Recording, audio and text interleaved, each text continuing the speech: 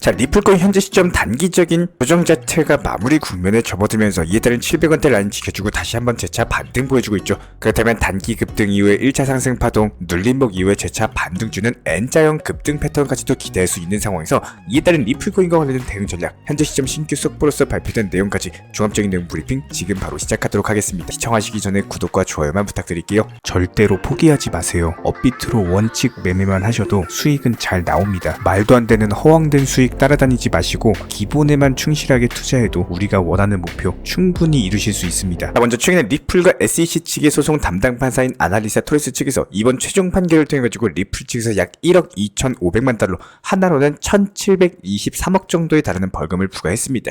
리플이 최종 승리를 했는데 왜 벌금을 내느냐, 이렇게 생각을 하실 수가 있는데요. 미국 SEC 측에서 리플 측에 최초로 요청했던 벌금이 얼마였냐? 민사 벌금과 이익 반환금 각각 8.8억 달러, 그리고 그거에 대한 이자 2억 달러까지 해서 거의 20억 달러가량을 요구를 한 바가 있었습니다. 한화로 환산하면 무려 2조 8천억에 육박하는 천문학적인 규모를 요구했었는데요. 근데 이번에 토레스 판사 측에서는 해당 과징금에 대해서 1,700억 정도 수준으로서 대폭 줄이면서 리플이 연방증권법을 위반하지 않는다는 기존의 견해를 다시 한번 되풀이했습니다.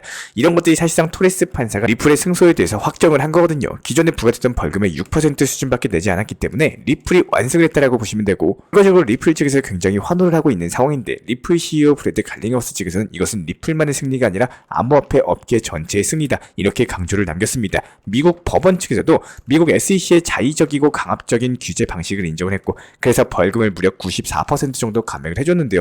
이렇게 법원의 결정을 존중한다라고 밝힌 바가 있었고, 최고 법률 책임자 스튜어트 알데로티 측에서도 미국 SEC가 리플이 무모하게 행동하고 여러가지 사기나 고의적인 위법 행위를 통해 가지고 투자자들에게 피해를 입혔다라고 주장을 남겼지만, 미국 법원이 이런 SEC 측의 주장을 기각함으로써 여러가지 리플의 무고함을 증명했다, 이런 입장을 밝혔습니다. 전반적으로 축제 분위기가 이어지고 있는데, 리플 같은 경우에 시체들이 굉장히 많다 보니까 가격이 조금만 올라도 하방에 대한 압력을 받는단 말이죠. 실제로 이거는 리플 코인의 장기적인 차트인데요. 작년 7월 당시 약식 판결 승소하고 어땠나요? 오히려 단기 급등 이후에 가격 하락세가 나왔었고, 그리고 나서 바닥 지켜주고 반등 줬지만 해당 900원, 1000원대 라인만 오면 여지없이 무너지는 모습입니다. 그렇기 때문에 저희가 채널 차원에서도 지난 단기 바닥 라인에서의 매수 타점을 강력하게 말씀드렸던 거는, XRP도 큰 리플 같은 경우는 오히려 가격이 떨어졌을 때 매수하기가 좋은 종목이기 때문인 거고, 그렇다면 이번에도 역시 마찬가지예요. 저희가 최근 영상 통해서 강조를 드렸던 것처럼 이렇게 단기 고점 찍고 낙폭하는 거는 오히려 줍줍 매수하셔야 된다, 분할 매수를 강조드렸고, 실제로 단기간의 수익을 안겨드렸습니다.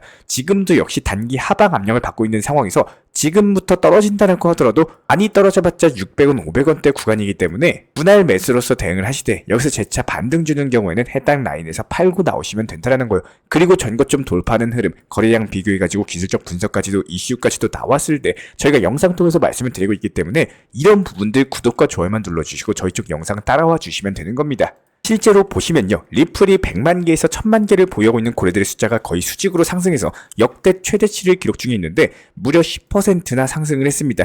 해당 고래들의 움직임을 오히려 리플 가격이 떨어졌을 때 더욱더 많이 매집을 했거든요. 이번 리플 급등을 이끌어낸 것도 애초에 리플 고래들이기 때문에 해당 고래들 사이에서는 리플 소송 종료에 대한 강력한 확신이 있었던 것으로 보이고, 지금 SNS상에서 리플에 대한 언급 자체가 급격하게 증가하고 있어요. 해당 부분이 올해 1월 이후로 가장 높은 수치를 기록을 했는데, 보통 이렇게 SNS에서 많이 거론이 된다? 그만큼 투자자들의 관심이 높다라는 반증인 거고, 실제로 리플 거래량도 지속적으로 터져주고 있고 계속해서 매수세가 유입되고 있는 상황이거든요. 이에 따른 리플 고래들의 신뢰 계속까지도 받쳐주고 있다 보니까 큼직한 매도 물량은 나올 수가 없다라는 겁니다. 그럼 여기서 추가적인 하락 시나리오를 그려본다고 했을 때 이렇다 할 악재 이슈가 되어야 되는데, SEC 측의 항소도 저희가 지난 영상 통해서 말씀드렸던 것처럼 항소는 없을 것이다 라고 말씀을 드렸었고, 그렇다면 결과적으로 봤을 때 거시경제, 코인 시장 내부 이슈 따져봤을 때 코인 시장 전반적으로 하락하지 않는 이상 바닥 지켜주고 재차 반등 줄 것이다, 이렇게 전망이 되고 있는 상황이고요. 그렇다면 SEC와 관련된 항소 얘기 나와가지고 간단하게 한번 정리를 해드리자면은, 지난번에 리플이 900원 라인에서 밀렸던 이유 중에 하나가 바로 SEC 측의 항소 가능성 때문이었습니다.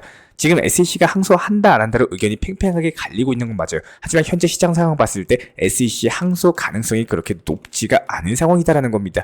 왜냐하면 지금 미국 대선 앞두고 트럼프, 해리스 모두 다 암호화폐 유권자 사로잡기에 나섰죠.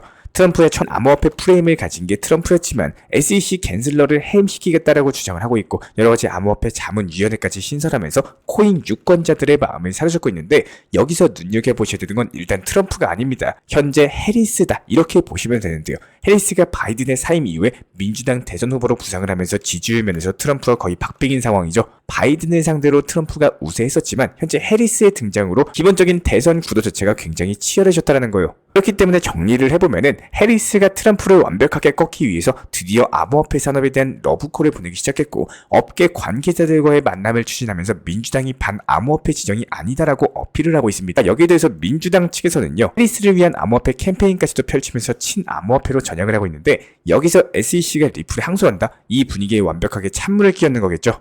결과적으로 SEC와 리플의 소송 자체가 단순하게 기업과 기관의 소송이 아니었다라는 겁니다. 갈링하우스가 승소 이후에 암호화폐 산업의 승리다 이렇게 언급을 남겼던 것처럼 실제로 리플이 코인 시장을 대표해가지고 SEC 측과 증권성 싸움을 이어온 바가 있었고 이런 의미들을 생각을 해봤을 때 SEC가 리플에 항소한다? 그만큼 코인 시장에 대한 규제 억압을 끝까지 이어나가겠다라는 선포이고 결과적으로 SEC의 뒷배가 누구냐? 바로 민주당이기 때문에 바이든 측에서 대놓고 SEC 감싸 안기를 선보인 바가 있었고요. 갠슬러에게 이런저런 지시를 내리고 있는 것도 대표적인 반암호화폐 인사이자 민주당 의원인 엘리자베스 워런 의원입니다. 해리스가 지금 트럼프와 정말 근소한 차이로 싸우고 있는데 여기서 굳이 SEC가 코인 업계에 대해서 전쟁을 이어가겠다? 그렇다면 해리스에게는 엄청난 타격을 입힐 수밖에 없고 결과적으로 SEC는 항소를 하지 않을 것이다. 이렇게 전망이 될 수밖에 없고 결과적으로 리플코인 3,000원 돌파가 눈앞에 있다. 이렇게 예상이 되고 있습니다. 일단은 리플코인 추가적인 이슈 발생하는 대로 후속 영상 통해 쌍바르게 브리핑 도움 드릴 예정이고요. 이에 따른 리플코인과 관련된 궁금증 있으신 분들 실시간으로서 리플 전문 정보방 입장 원하시는 분들 같은 경우는 영상 하단 댓글창 링크 통해서 신청 주시면 입장에 대한 도움 드리도록 하겠습니다. 구독과 좋아요만 부탁을 드릴게요.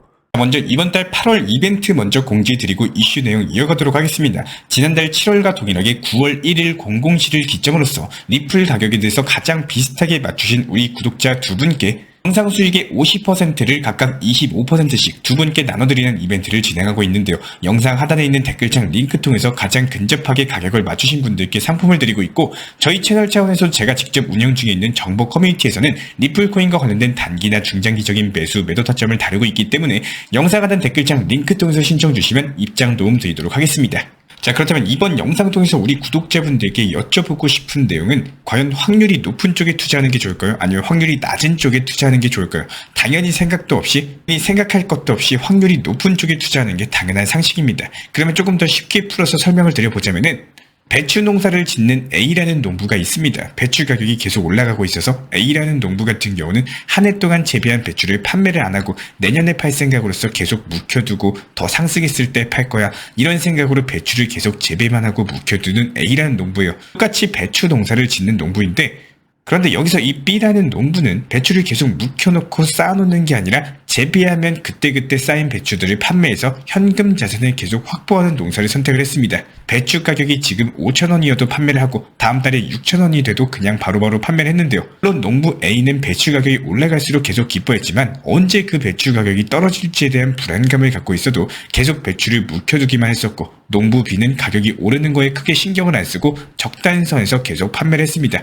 그러다가 갑작스러운 폭우에 계속 배추를 묵혀두던 A 농부는요, 모아둔 배추들의 50% 이상이 전부 다 상해버려서 판매조차 어려운 상품으로 결국에 다 폐기를 선택했는데, 반면에 계속 배추를 재배할 때마다 판매했던 B 농부 같은 경우는 일부 배추를 폐기하긴 했지만 남겨놓았던 배추가 크게 없었고 전부 다 판매를 했기 때문에 그런 타격은 크게 없을 수밖에 없었습니다.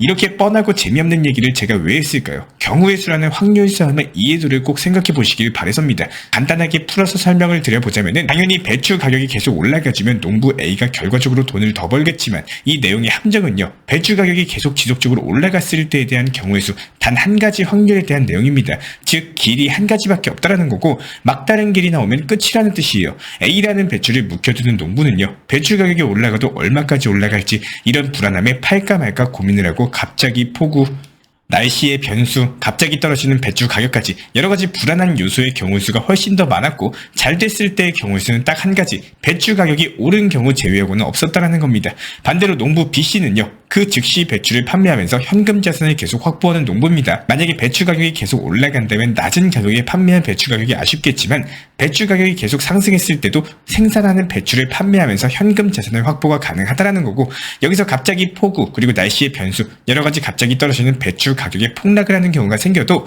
그 폭락하는 순간에 배추 물량이 별로 없기 때문에 타격도 없을 수밖에 없어요. 농부 B씨의 경우의 수는 배추 가격이 올라가면 올라가는 만큼 계속적으로 판매해서 현금 자산을 늘리는 경우의 수, 늘려나간 현금 자산으로 새로운 무언가를 할 수 있는 경우의 수, 갑작스럽게 날씨나 악재에 대한 경우의 수에서도 물량이 없기 때문에 큰 타격이 없는 경우의 수까지 여러가지 배추 재배를 못하는 경우가 생겨도 이미 판매한 현금 자산으로 새로운 무언가를 할 수 있거나 자산의 회전 자체가 가능하기 때문에 활 자체가 막힐 일 없는 경우의 수까지 여러가지 길이 있다는 겁니다. 결국에 확률적으로 더욱더 높은 확률을 가져갈 수가 있고, 떨어지더라도 내 곳간을 채워놓는 방법을 아셔야 된다는 건데요. 누군가는 지금 이 내용을 보면서 아는 내용인데 참 어렵다 이렇게 생각을 하실 거고, 누군가는 지금부터 확률 높은 투자 매매 싸움을 해야겠다 이렇게 생각을 하실 겁니다. 또 누군가는 뭔 소리 하는 거야 이렇게 그냥 넘겨버리시는 분들도 계실 텐데요. 이 영상은요, 누구에게나 똑같은 내용으로 똑같이 시청하셨을 겁니다. 하지만 이 영상을 통해서 결과값이 만들어지는 경우의 수, 이런 부분이 엄청난 차이를 일으킬 수밖에 없습니다. 모든 사람이 로또 복권 당첨 다 되고 싶을 텐데 여기서 제일 당첨되고 싶은 사람은 누굴까요? 복권을 구매도 안 하고 그냥 당첨되면 뭐에 쓰고 싶다, 당첨되면 뭐 해야지, 행복회로만 돌리고 있는 행동은 안 하지만 좋은 결과만 바라는 그 사람들이 가장 당첨되고 싶어 합니다. 즉 행동을 안 하면 절대 결과가 나올 수가 없다는 말씀을 드리고 있는 거예요. 리플 코인도 역시 마찬가지입니다. 똑같이 매번 들고만 있는데 어떻게 상식적으로 수익이 나올 수 있을까요? 저라면은 파는 거 매도하고 수익 실현하겠습니다. 일부 비중 팔면 올라가면 나머지 비중으로 더 들고 있어가지고 수익 쌓아 나가시면 되는 거고, 떨어지면 일부 수익 실현했으니까 그 현금 자산으로 다음 타점 잡거나 단기 종목으로 수익 실현하거나 너무 좋은 경우의 수가 확률적으로도 더욱더 많이 생긴다는 거예요. 천년만년 들고 있으려고 리플 매수하시는 분들 단 한 분도 안 계실 겁니다. 들고만 있는다고 답이 나오는 것도 아닐 텐데요. 리플 좋은 코인인 거 맞습니다. 모아나가기 좋은 코인이 아니라 수익을 만들어내기 좋은 코인이에요. 코인의 성향도 제대로 공부 안 하고 그냥 남들 좋다라고 해서 보유하고 있고, 소송 끝나면 올라간다라고 해서 들고 있고, 어디서 무조건 들고 있으라 그래가지고 들고 있고, 그 사람들 전부 다 수익 실현하고 나면은 결국에 또 제자리로 또 저점 오고 그렇게 1년 흘러갑니다. 어떤 매매 방식이 나에게 도움이 되는 매매 방식인지 한 번쯤 생각해 보시기를 간곡하게 부탁드리겠습니다.